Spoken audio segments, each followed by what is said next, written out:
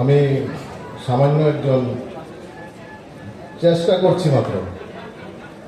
এবার বইমেলার যে স্মরণিকা, এখানে আমার দাদা রঞ্জনদা বসে আছেন, ওনার মার্গদর্শনে আমরা স্মরণিকার কাজ করেছি। করতে গিয়ে একটা লিখেছি, এই লেখাটাই আপনাদের সামনে আমি করছি।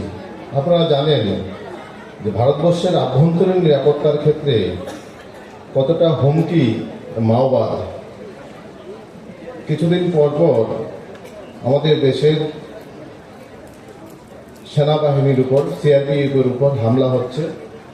গত মাসে মহারাষ্ট্রে একটি এনকাউন্টারে 31 জনের মতো মাওবাদী নিকেশ করা হয়েছে। দেশের স্বরাষ্ট্রমন্ত্রক হুমকি দিয়ে ঘোষণা দিয়ে দিয়েছে, আগামী 2026 সালের 31শে মার্চের মধ্যেই মাওবাদ খতম করা হবে। এটাকে কেন্দ্র করে আমি লিখেছি। কবিতার নাম পলাশ বনে।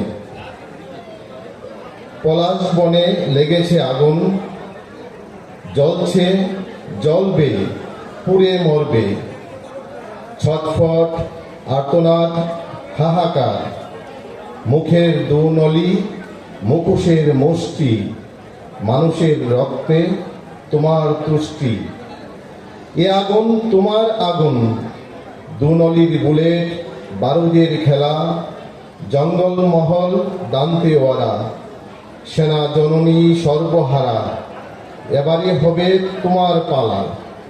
পশ্চিম আকাশে শান্তির মেলা, মধ্য আকাশে জম্বে খেলা। দুনলিটা ছেড়ে থাকো বেঁচে, আসছে বছরে শেষ দেখা, নইলে লাশ হয়ে পচবে শেষে। নমস্কার।